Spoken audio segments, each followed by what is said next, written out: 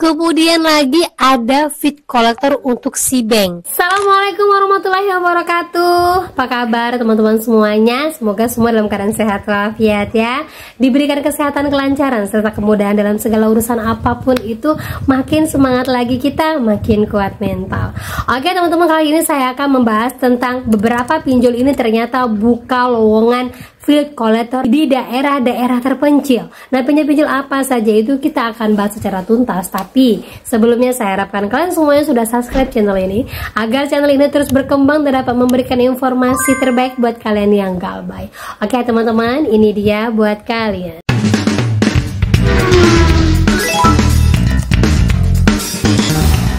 Oke teman-teman semuanya, sebelumnya ya, ada seorang teman yang baru saja ngecek Slik OJK bukan melalui IDEPCO tetapi melalui aplikasi ScoreLife, dan didapati ternyata dalam Slik OJK-nya ada beberapa pinjaman yang bukan milik dia tapi tercatat. Nah, sebenarnya ini aplikasi benar atau tidak? Kita bacakan dulu informasinya. Apaan ini dah, tiba-tiba dari Superbank punya tagihan 9 juta padahal nggak pernah tuh minjem di APK itu, cuma ada pundi doang. Itu bener nggak? Gimana dong sarannya?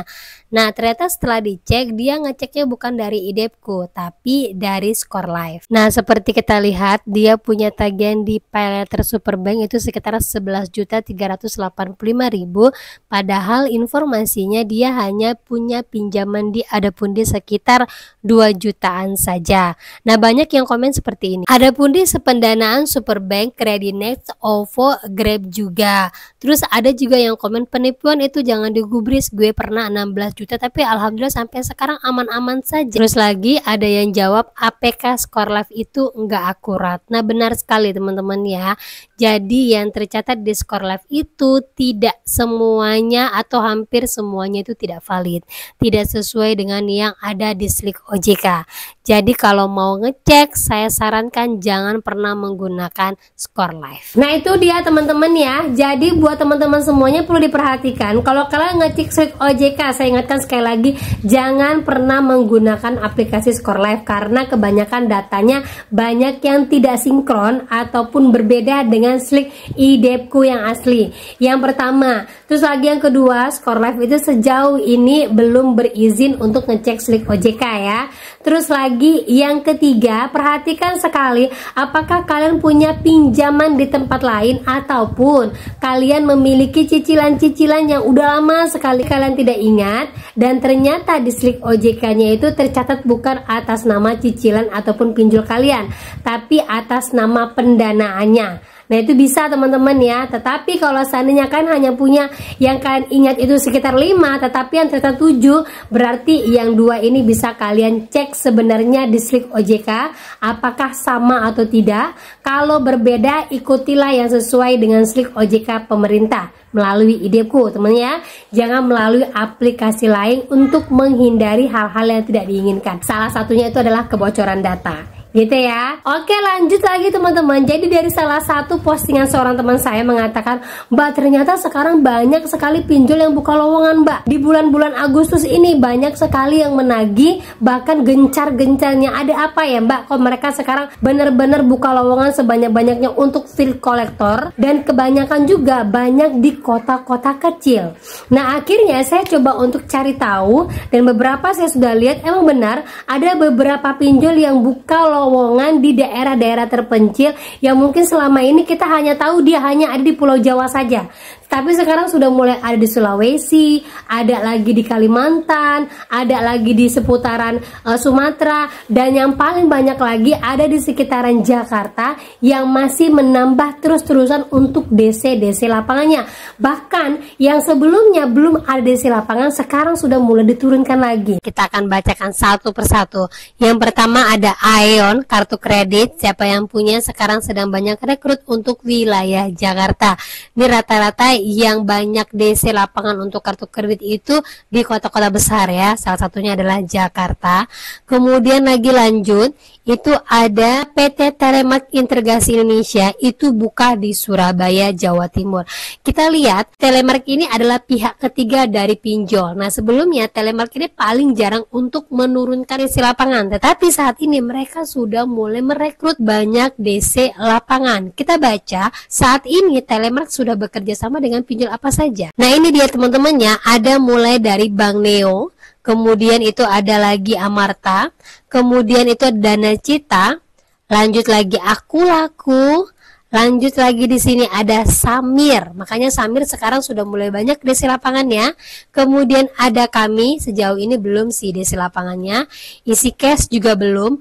Wata sudah ada, tapi ini tidak menutup kemungkinan karena fit kolektornya sudah mulai direkrut oleh Telemark ya. Lanjut lagi di sini ada Shopee, kemudian lagi di sini ada Shopee Paylater. Nah, itu saja yang bekerja sama dengan Telemark. Di sini ada fleet kolektor untuk Kredivo untuk wilayah Denpasar, Bali. Memang selalu ada Kredivo di mana-mana teman-teman ya. Mungkin sekarang sedang ada penambahan. Nah, kalau kita lihat rentang gajinya itu dari 1 juta hingga 10 juta per bulan.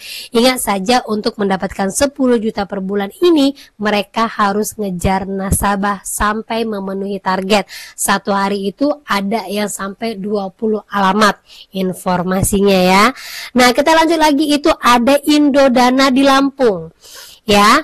Kemudian ada Home Credit untuk Bekasi, memang selalu banyak teman-teman ya. Kemudian lagi lanjut ada Indodana di Kendari, Sulawesi Tenggara. Kemudian lagi ada Indodana di Balikpapan, Kalimantan Timur. Lanjut lagi itu ada HCI Pulau Gadung Jakarta, tetap seperti biasa.